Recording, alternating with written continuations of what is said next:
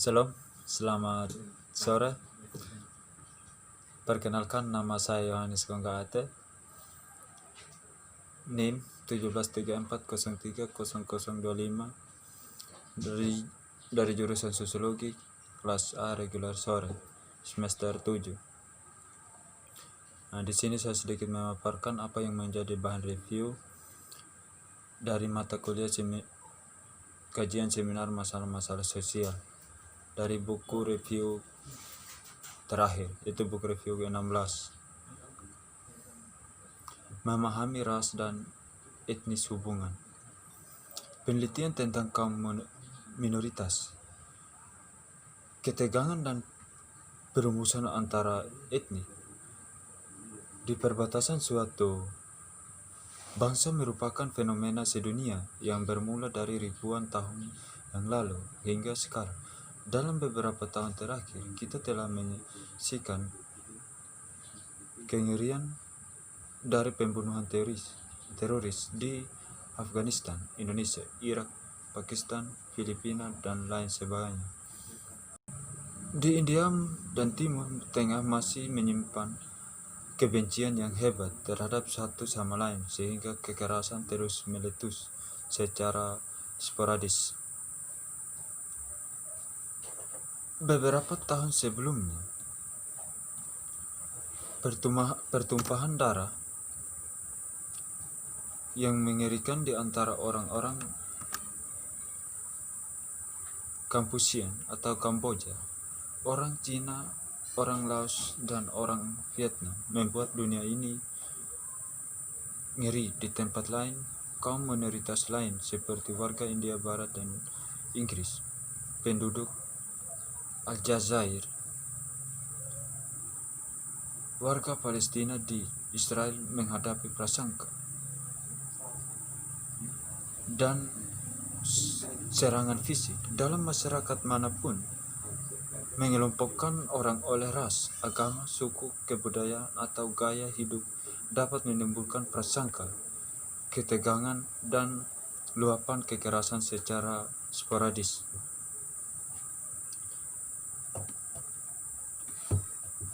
Orang-orang dari sekelompok yang dominan biasanya membebaskan diri mereka dari kesalahan atas rendahnya status dan masalah sekelompok. Minoritas sebaliknya menganggap kesalahan atas rendahnya status dan masalah kelompok minoritas. Sebaliknya menganggap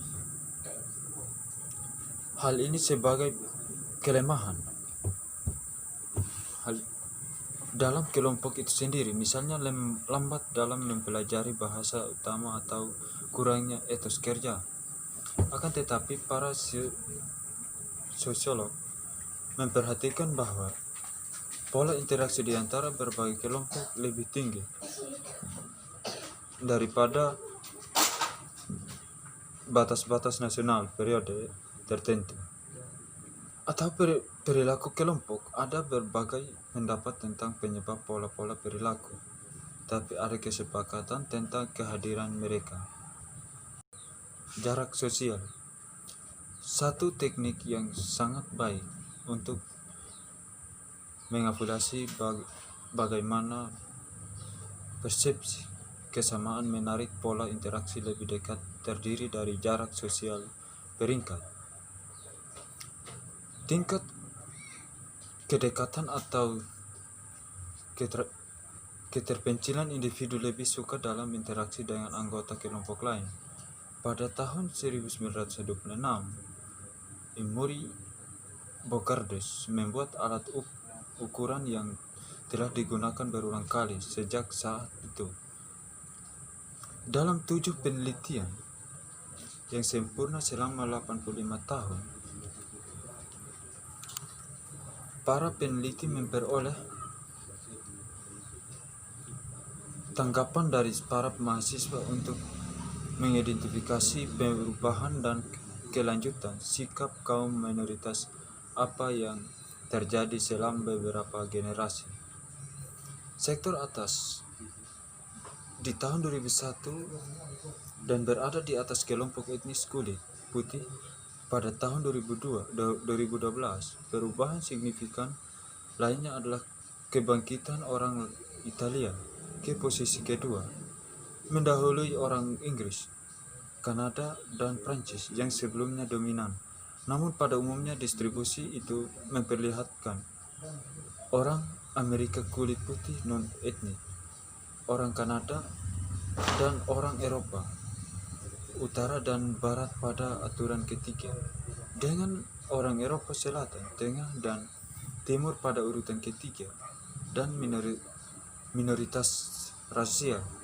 Akan tetapi para peneliti memperingatkan bahwa penempatan yang tepat dari suatu kelompok dalam kaitannya dengan orang-orang di dekatnya hendaknya tidak terlalu penting, karena skor yang dekat peringkat ini bisa jadi merupakan hasil dari variabilitas sampling.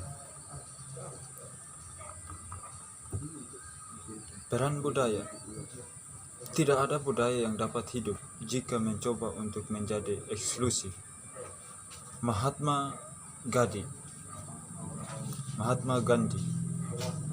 Kebudayaan menyediakan pedoman untuk penafsiran orang terhadap situasi yang mereka hadapi dan untuk tanggapan yang mereka anggap tepat. Perbedaan dan interaksi antara budaya juga penting bagi proses pembaruan. Misalnya orientasi budaya dari kelompok minoritas dan dominan membentuk pengharapan tentang bagaimana sebuah kelompok minoritas harus masuk ke dalam masyarakat. Menjelaskan bagaimana budaya berdampak pada persepsi seseorang. Manusia baik menciptakan dunia sosial mereka sendiri dan berkembang lebih jauh tanpa mereka beradaptasi dengan lingkungan, pada pengetahuan baru, dan pada teknologi, mempelajari cara hidup dalam masyarakat, menciptakan dan berbagi aturan dan pola perilaku, dan membentuk kehidupan kita dan cara kita mengalami dunia di sekitar kita. Produk bersama dari masyarakat yang kita sebut budaya, baik materi maupun bukan materi, memungkinkan kehidupan sosial dan memberikan makna pada kehidupan kita. Budaya material terdiri dari semua benda fisik yang diciptakan oleh anggota masyarakat dan makna-makna yang melekat padanya. Misalnya mobil, ponsel, DVD, perhiasan, dan lain sebagainya. Kebudayaan non-material terdiri dari ciptaan abstrak dan makna atau artinya dalam kehidupan. Misalnya sikap, kepercayaan, kebiasaan, gagasan, bahasa, norma, lembaga sosial, dan nilai. Kalau begitu, kebudayaan terdiri dari semua elemen yang dibagi oleh anggota suatu masyarakat dan diteruskan ke generasi berikutnya.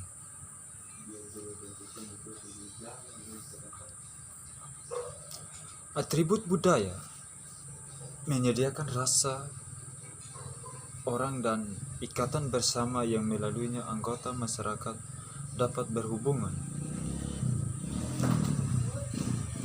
Lihat kontak atau cek realitas. Oleh karena itu, kebanyakan